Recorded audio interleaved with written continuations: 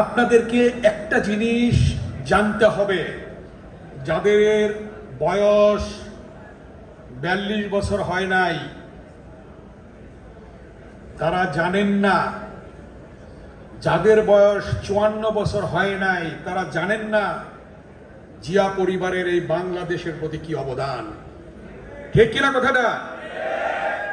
বাংলাদেশ যখনই কোনো ক্রান্তিকাল অতিক্রম করেছে তখনই জিয়া পরিবার তার সদস্যরা মাঠে নেমেছে অকুতভয় সৈনিকের মতো, বীর সাহসিকতা নিয়ে রাস্তায় নেমেছে।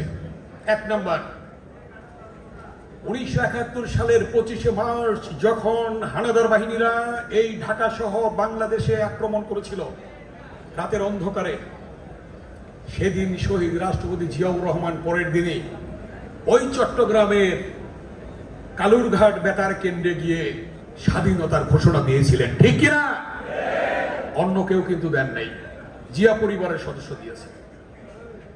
আমি বক্তব্য দীর্ঘায়িত করতে চাই না, এবং পরবর্তীতে জানেন যখন এই বাংলাদেশে একদলীয় শাসন ব্যবস্থা কায়েম করা হয়েছিল, মানুষের মুখে শাল লাগিয়ে রেখেছিল, কথা বলতে দেয় নাই, রাজনীতি নিষিদ্ধ করেছিল, এবং একটি দল ছাড়া অন্য দল থাকবে না, সকল পত্রিকা বন্ধ করে দিয়ে 4টি পত্রিকা থাকবে।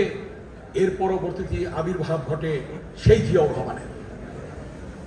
এর পরবর্তীতে আপনারা জানেন দীর্ঘ 9 বছর স্বৈরাচার বিরোধী আন্দোলনে 1982-র 24শে মার্চ যখন এরশাদ ক্ষমতা দখল করে গণতান্ত্রিক সরকারকে সরিয়ে বিএনপি সরকারকে সরিয়ে, তখন এই জিয়া পরিবারের সদস্য বেগম খালেদা জিয়া রাজপথে নেমেছিল।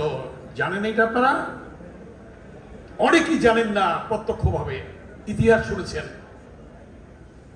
1982 সালের 24শে মার্চ ক্ষমতা দখল করার পরে 83-র 27শে নভেম্বর ঢাকা বিশ্ববিদ্যালয়ে এসেছিলেন বেগম খালেদা জিয়া। বটতলায় জাতীয়তাবাদী ছাত্র দলের সম্মেলন ছিল, এই ছাত্র দলের এসে 27শে নভেম্বর এসে 28শে নভেম্বর ছিল প্রথম সচিবালয় ঘেরাও।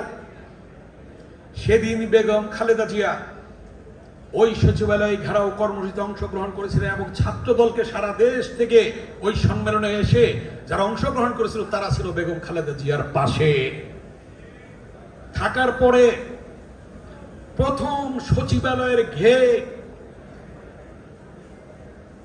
ভাঙচুর করে এই ছাত্র দলের নেতারাই সেদিন সচিবালয়ে ঢুকে পড়েছিল। শুরু হলো আন্দোলন। আন্দোলনের মাঝখানে একজন নেত্রী, এই যে খুনি ফ্যাসিস্ট শেখ হাসিনা, বারবার বেইমানি করেছে, কিন্তু খালেদা জিয়া বেইমানি করেন নাই। খালেদা জিয়ার নামের পাশে লেখা হলো আপোষের নেত্রী। শুধু তাই নয়, যদি আজকে বলতে চাই, ইতিহাস অনেক বলতে হবে, কারণ আমার নেতারা বক্তব্য দেবেন। এই ঢাকা বিশ্ববিদ্যালয়ের টিএসসিতে বেগম খালেদা জিয়া এসে শহীদ মিনার পর্যন্ত আমাদের সাথে মিছিলে গিয়েছেন। 144 জারি করেছিল, সেই শহীদ মিনার আমাদেরকে সভা করতে দেবে না, বেগম খালেদা জিয়া নেতৃত্ব দিয়ে আমরা মধুর ক্যান্টিন থেকে আসলাম, আমাদেরকে নিয়ে গেল মিছিল করে। শুধু তাই নয়, জিয়া হলে বেগম খালেদা জিয়া হলের ছাত্র দলের সম্মেলনে এসেছিলেন। আপনাকে চান না বিএনপির ভারপ্রাপ্ত চেয়ারম্যান দ্রুত আমাদের মাঝে ফিরে আসুক? আপনারা চান না ফিরে আসুক?